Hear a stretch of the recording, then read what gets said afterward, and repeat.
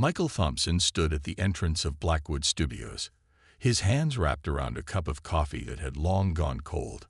The massive iron gates creaked open, their sound echoing through the early morning fog. As a director with 3 successful horror movies under his belt, Michael thought he knew everything about creating fear on screen. He was wrong. The security guard, Frank Wilson, walked over to greet him. Frank had worked at Blackwood Studios for 30 years, his weathered face a map of countless night shifts and strange stories. "Morning, Mr. Thompson," he said, tipping his cap. "Ready for the first day of shooting?" Michael nodded, trying to ignore the strange feeling in his gut. His new movie, Dark Matter, was his most ambitious project yet. The studio had given him a bigger budget, better equipment, and most importantly, they'd let him hire Rebecca Miller, one of Hollywood's rising stars. The film crew arrived in waves, carrying equipment and setting up lights in Studio 6. Michael watched as his team transformed the empty space into what would become the interior of a spaceship. The set designers had outdone themselves. Every button, every screen, every panel looked real enough to touch. Rebecca arrived at exactly 7 a.m., her blonde hair tied back in a practical ponytail. She walked onto the set with confidence, already dressed in her character's space uniform. "This looks amazing," she said, running her hand along the metallic walls. "It feels so real." The first few hours of shooting went smoothly. They filmed simple scenes, Rebecca's character, Commander Emma Hayes, running diagnostic checks, recording log entries, doing the ordinary things that would make the extraordinary scenes more believable later. It wasn't until after lunch that things started to feel wrong. They were filming a scene where Rebecca had to walk down a corridor, checking various instruments. The lights were dimmed to create the right atmosphere. Michael called action, and Rebecca began her walk. Suddenly, all the prop screens flickered to life at once, showing strange patterns that weren't part of the programming. "Cut," Michael shouted. He turned to his technical director. "What happened with the screens?" Nobody had an answer. The tech team swore they hadn't even turned the screens on yet. They reset everything and tried again. This time, the cameras stopped working. Not 1 or 2, but all 5 cameras simultaneously shut down, even though they were on different power circuits. Frank appeared at Michael's side, his face serious. "It's starting earlier than usual," he muttered. "What's starting earlier?" Michael asked, turning to face the old guard. Frank looked around nervously before speaking. "Every major production that's filmed here in Studio 6 has had issues.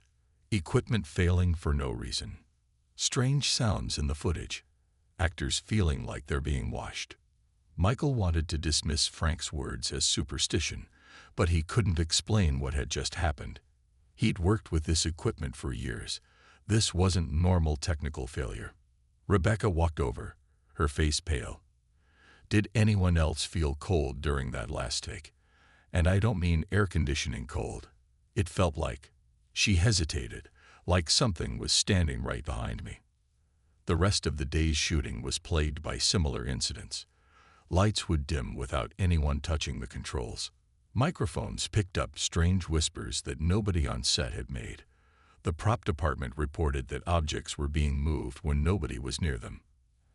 As the sun set, Michael called it a day. The crew packed up quickly, everyone eager to leave. But as Michael gathered his things, Frank appeared one last time. "Mr. Thompson," the guard said, his voice low, "if you're going to keep filming here, you might want to talk to Lisa Anderson, your production assistant. I've seen her grandmother's name in the old studio records. Back in the golden days, they knew how to handle things like this. They had ways of protecting the sets." Michael watched Frank walk away, his footsteps echoing in the empty studio. Tomorrow, he decided, he would have a long talk with Lisa. Because if there was one thing Michael Thompson knew about making horror movies, it was that sometimes the scariest things weren't in the script. Lisa Anderson sat in her small apartment, surrounded by boxes of her grandmother's things. After Frank's cryptic message, She had driven straight to her storage unit and brought everything home. Her hands trembled as she opened a dusty leather journal she'd found at the bottom of the oldest box. The journal belonged to her grandmother, Eleanor Anderson, who had worked as a script supervisor during Hollywood's golden age. The pages were filled with neat handwriting, but these weren't ordinary production notes. They were instructions, warnings, and rituals. "Dear God," Lisa whispered as she read. According to the journal, the early days of filmmaking had attracted things from beyond our world. The creative energy of movie making, combined with the new technology of cameras, had opened doors that should have stayed closed. Her phone buzzed. It was David Cooper, the props master, asking if she was coming to the morning production meeting. Lisa quickly took photos of the most important pages and rushed to the studio. The meeting room was tense. Michael Thompson stood at the front, bags under his eyes suggesting he hadn't slept well. Rebecca Miller sat in the corner, wearing a cross necklace that hadn't been there yesterday. 3 more cameras broke last night, Michael announced. The footage we managed to save shows strange shadows where there shouldn't be any. Does anyone have anything that might help us understand what's happening? Lisa raised her hand, her heart pounding. "I found my grandmother's journal," she said. "She worked here in the 1950s. You're going to think this sounds crazy, but..." She connected her phone to the projector and showed the photos. The first page described how to create protective circles using old film strips. Another page showed diagrams of how to arrange lights to create protective barriers. There were lists of words that should never be said on set, and others that could be used for protection. David Cooper leaned forward, suddenly interested. "This matches some old prop-making techniques I learned from my mentor," he said. "He always insisted we make certain symbols on the backs of mirrors used on set. I thought it was just tradition." According to my grandmother, Lisa continued, the early filmmakers discovered that movies don't just capture images. The cameras, the lights, all the creative energy. They create weak spots between our world and others.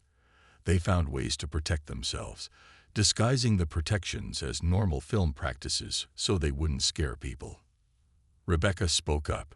"That cold feeling I had yesterday. Your grandmother mentions it here. She calls it a threshold sensation. It means something is trying to cross over." Michael rubbed his temples. "Assuming we believe this, and after yesterday unwilling to consider anything, what can we actually do?" David stood up. "Give me 2 hours.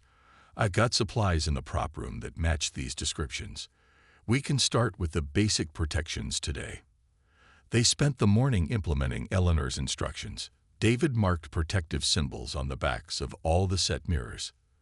Lisa helped him create barriers using old film strips, hiding them in the set design so they wouldn't show on camera.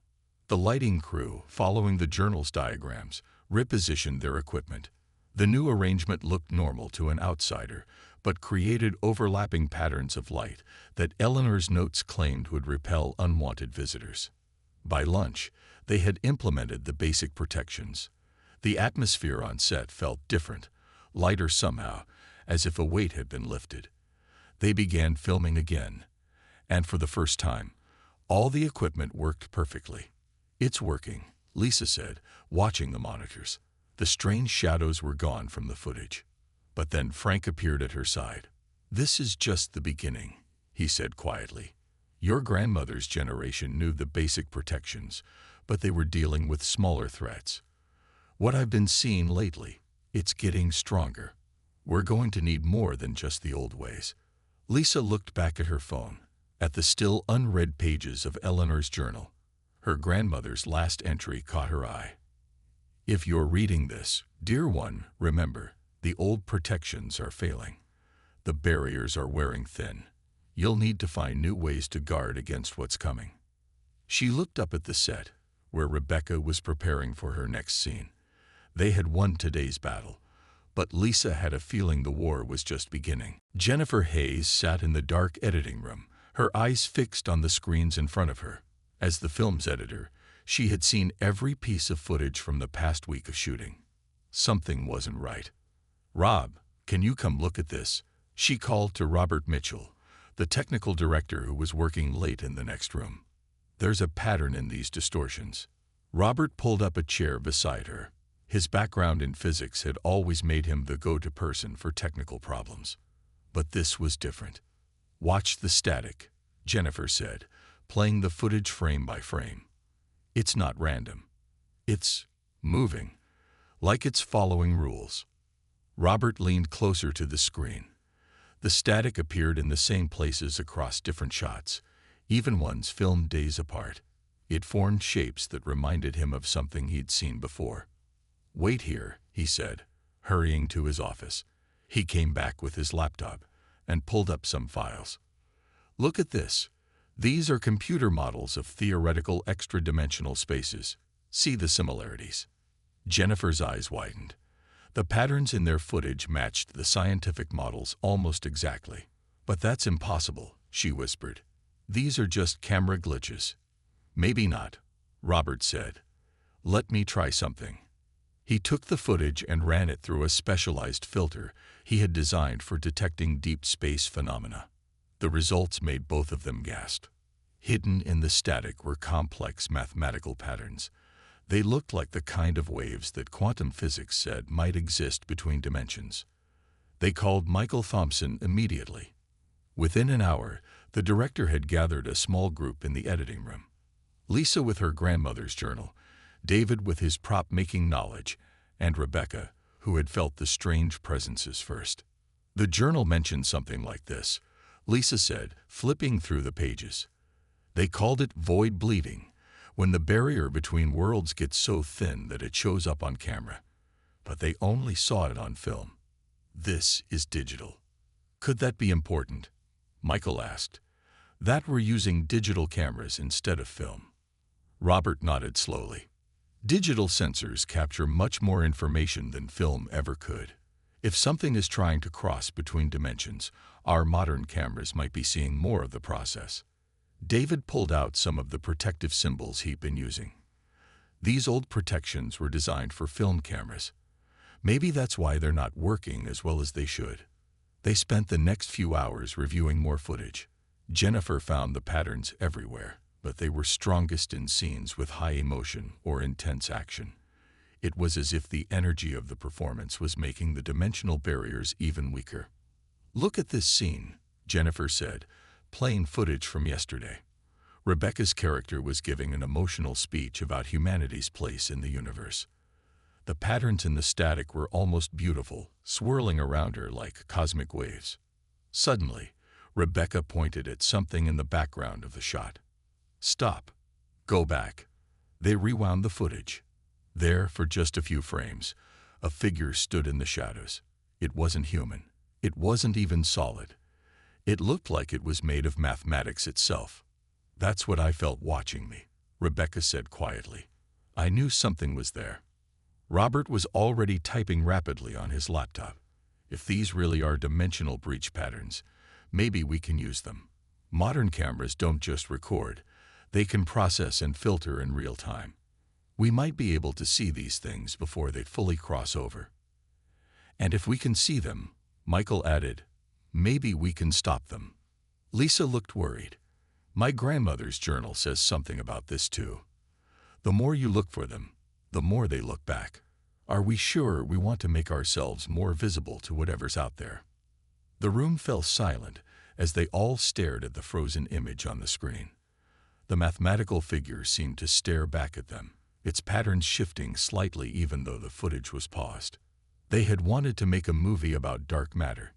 Instead, they were looking into the darkness between worlds, and it was looking back. James Porter had been doing special effects for 20 years. He knew every trick in the book: how to make fire safe, how to create realistic fog, how to make things appear and disappear. But today's scene was different. They were filming the movie's first major encounter with what the script called dark matter beings. The set was ready. Smoke machines filled the spaceship corridor with a light mist. Laser lights created strange patterns in the fog. Rebecca stood at her mark, wearing her character's spacesuit. Everything looked perfect. "Remember," Michael called from behind the cameras, When you see the entity, it should be the most terrifying moment of your life. Ready? Rebecca nodded. James watched from his effects station, ready to trigger the sequence they had planned. Swirling lights, moving shadows, and carefully timed fog effects. Action! Michael shouted. Rebecca began her scene, walking slowly down the corridor. James started his effects sequence. The fog swirled. The lights danced. But then something went wrong. The fog began moving against the airflow. The laser patterns shifted into shapes that weren't in the program. James looked at his control panel. None of this was coming from his equipment. "Cut!" Michael yelled. But nobody moved. They all saw it. In the middle of the corridor, the fog was taking shape. Not the shape they had planned, but something else. Something real. The mathematical patterns they had seen in the footage were now visible in the air itself, forming a figure that seemed to bend space around it. "Everyone stay calm," Robert said, pointing a modified camera at the shape. "The sensors are going crazy. Whatever this is, it's not just an effect." Rebecca stood frozen in place. The figure moved toward her, its form shifting between shapes that human eyes couldn't understand. The protective symbols on the walls began to glow faintly. "The barriers," Lisa shouted. "They're failing." James looked at his effects board. Maybe, he thought, they could fight fire with fire. He began programming new sequences, trying to mimic the patterns they had seen in the footage. "Rebecca," he called out, "when I say now, I want you to run straight back. Don't stop. Don't look back. Ready?"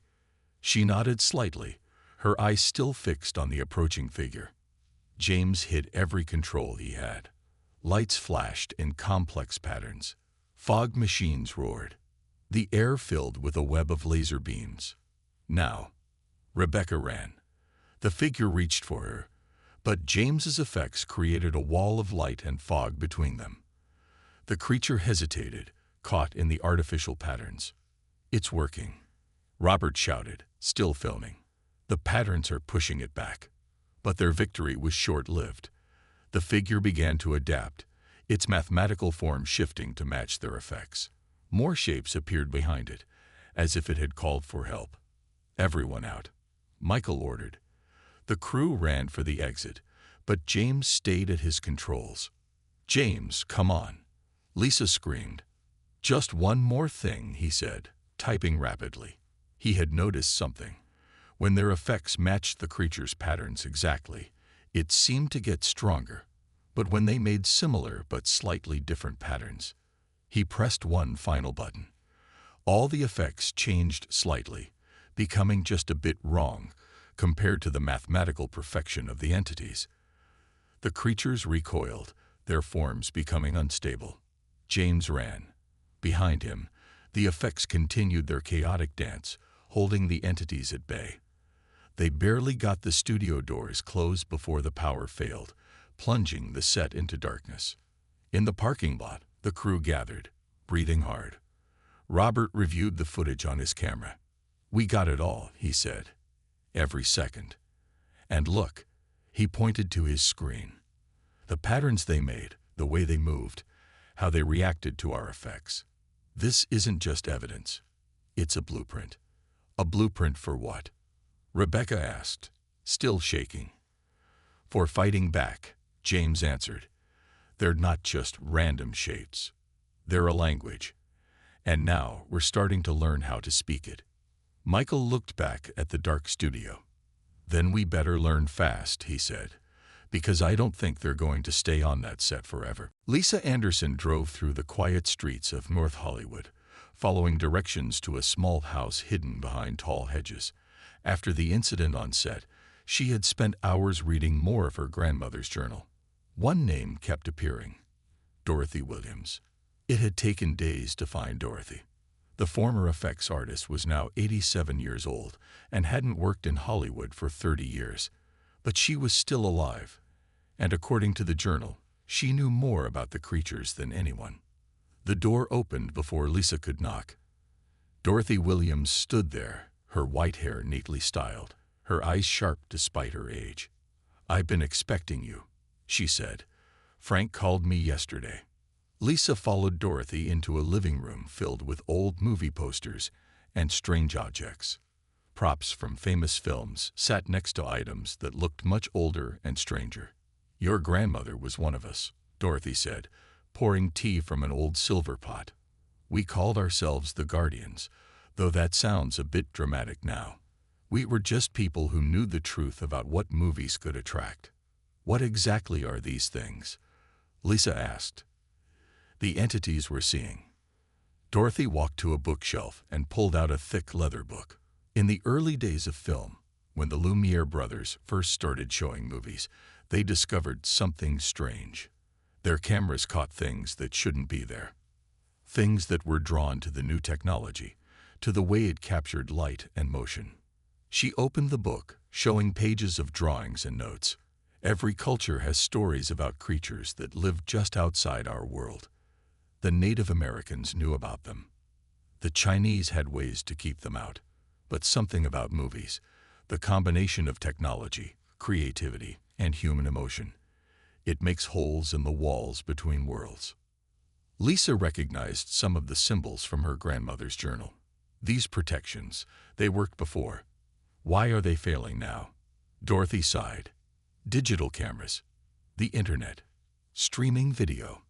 The walls between worlds are getting thinner every day. There's so much creative energy being captured and shared now. It's like leaving food out for hungry animals. Eventually, bigger predators come. She turned to a newer page in the book. We're not the only ones who know. There's a whole network of us in Hollywood. Effects artists, set designers, prop masters, people who work with the tools that can either invite them in or keep them out. We hide protective symbols in the sets. We put ancient words in the scripts. We create barriers with lights and sounds. "Can you help us?" Lisa asked. "These things are getting stronger." Dorothy smiled. "Why do you think Frank sent you to me? Your crew has already discovered something important, that these entities respond to patterns. The old protections used sacred geometry, but you found that modern effects can work too. You're adapting. That's good. That's necessary." She walked to a cabinet and opened it, revealing shelves of old film cans and modern hard drives. "I've been collecting knowledge for 60 years. Everything we've learned about them, every method that's worked. And more importantly, I've been updating the protections for the digital age." Lisa looked at the dates on the hard drives. The most recent was from last week. "You're still active in this," she said, understanding dawning. "You're not retired at all." "Retired from movies, yes, but not from protecting people from what movies can attract." Dorothy handed Lisa a hard drive. "Everything you need is here, but be careful. Knowledge is power, but it's also attractive to them. The more you know, the more they'll notice you." Lisa took the drive, feeling its weight in her hand. "How many of us are there?" "The Guardians. More than you'd think. Less than we need." Dorothy looked out her window at the Hollywood sign in the distance. Every major studio has at least one person who knows. We keep in touch. We share information. We protect each other. She turned back to Lisa. "Your crew is in danger, but you're also on the verge of something important. You're learning new ways to fight them. That makes you valuable and vulnerable." Lisa stood up, clutching the hard drive. "Thank you. I should get back to the studio." "Be careful," Dorothy called as Lisa reached the door. "And remember, in this business, the show must go on. But sometimes, the show itself is our best weapon." The production team gathered in the main conference room at Blackwood Studios. Lisa had connected Dorothy's hard drive to the computer, and everyone watched as files filled the screen. There were decades of research, protection methods, and incident reports from movie sets around the world. According to Dorothy's files, Lisa explained, "We need to combine old and new protections. The old symbols still work, but they need to be updated for digital filming."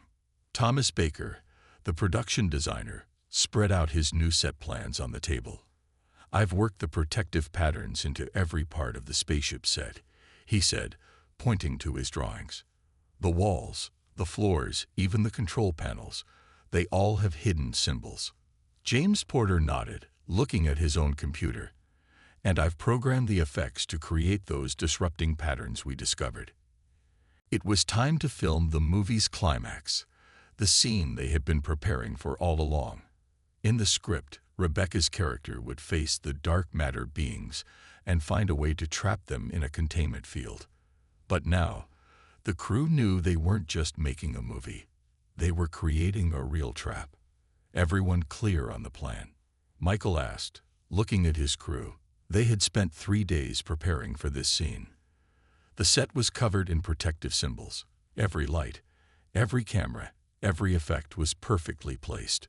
Rebecca stood in her character's spacesuit, looking more nervous than usual. "What if more than one shows up?" she asked.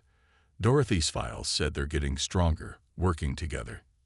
That's why we have 3 layers of protection," Lisa explained, pointing around the set. Thomas's symbols on the walls, David's sound barriers, and James's light effects.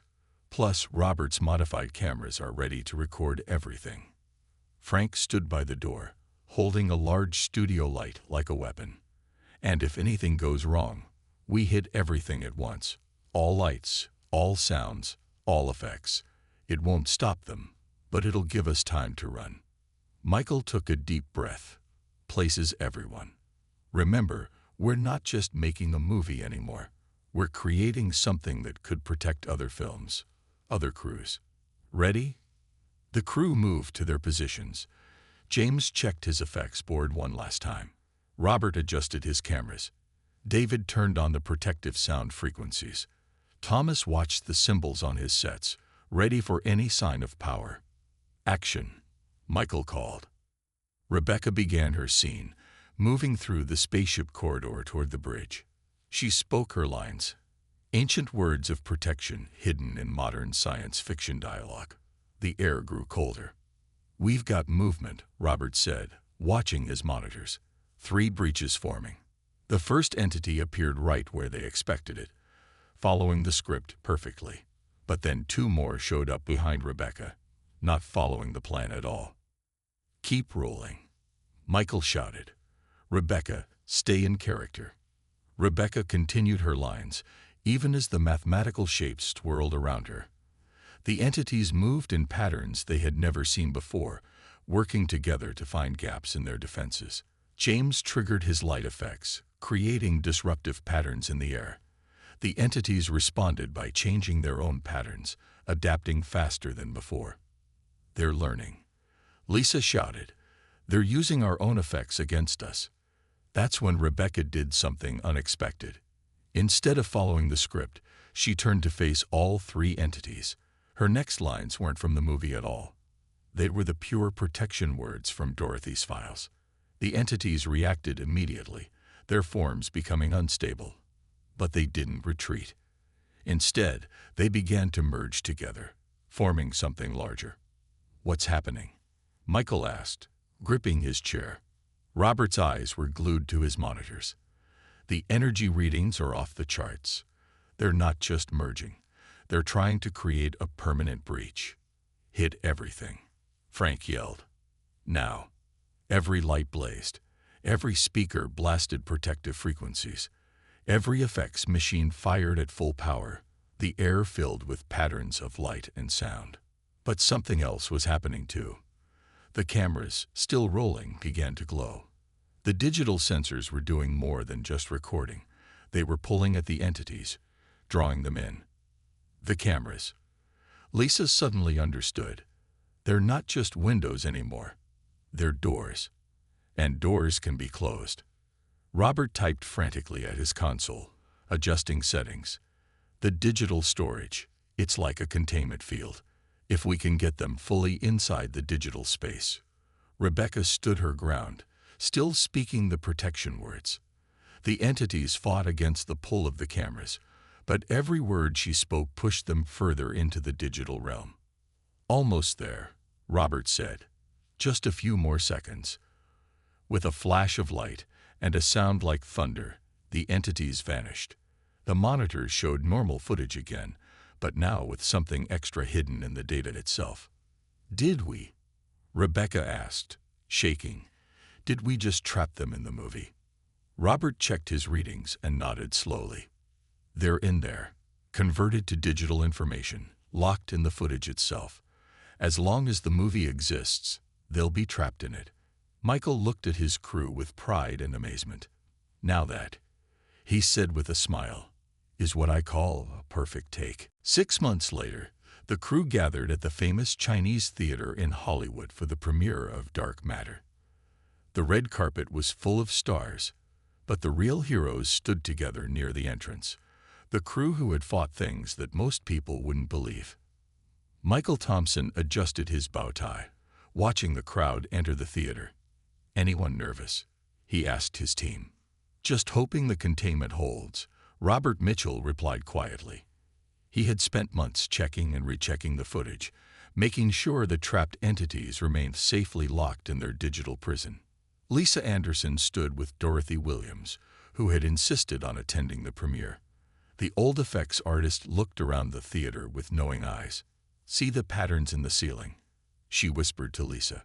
They've been there since the 1920s. This whole building is one big protection circle. Rebecca Miller arrived in a stunning blue dress, cameras flashing around her.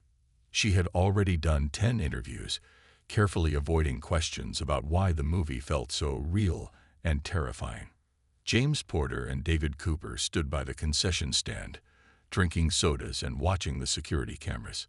They had worked with the theater's staff to add extra protections, just in case. Thomas Baker had even helped restore some of the building's original protective symbols, hiding them in the new decorations. Ladies and gentlemen, the theater manager announced, please take your seats. The premiere of Dark Matter is about to begin. The crew sat together in the middle of the theater. Frank Wilson joined them, wearing a suit instead of his usual security uniform. First time I've watched a movie here since 1975, he said. That one had problems too, but nothing like what you all faced. The lights dimmed. The movie began. The audience gasped at the spectacular effects, not knowing that many of them were real. They jumped at the scary parts, not realizing how close they had come to actual dimensional horrors. During the climactic scene, Robert kept his hand on his tablet, monitoring the digital readings. The entities were still there, still trapped in the footage, but something unexpected was happening. Look, he whispered to Lisa, showing her his screen. Every time the audience reacts, every shock, every cheer, every moment of shared emotion, the containment gets stronger. Lisa smiled, remembering what she had learned about the power of collective belief. The audience wasn't just watching a movie. They were unconsciously helping to keep the barrier strong. When the credits rolled, the theater erupted in applause. Critics were already calling it a breakthrough in science fiction horror, if they only knew. At the after-party, Dorothy gathered the crew in a quiet corner. You've done something remarkable, she said, not just trapping those entities, but finding a new way to use the very thing that attracts them, human creativity and emotion, to keep them contained. She reached into her bag and pulled out old-looking medals on black ribbons. Welcome to the Guardians, she said, handing one to each crew member. These were made from the first film cameras ever used in Hollywood. They'd mark you as protectors. Michael looked at his medal with pride. So what happens now? Now, Dorothy said, you help protect other films, other crews. The entities are getting stronger, but so are we. Every generation finds new ways to fight them. Your discovery, using digital technology to trap them, that's going to change everything. Lisa touched her medal, feeling its history. But the movie's going to be shown all over the world. What if something goes wrong? Dorothy smiled. That's the brilliant part. Every copy of the movie carries the same protection. Every screening strengthens the containment. And now, thanks to you, we have a new weapon, the power of the audience itself. Rebecca raised her glass. To the crew of Dark Matter, the movie that caught more than just light and sound. And to the audiences, Frank added, We'll never know they're helping us keep the worlds apart, one screening at a time. They clinked their glasses together, these secret guardians of the silver screen. Above them, hidden in the party lights, protective symbols glowed softly. And in theaters all around the world, with every new showing of their movie, the barriers between worlds grew just a little bit stronger.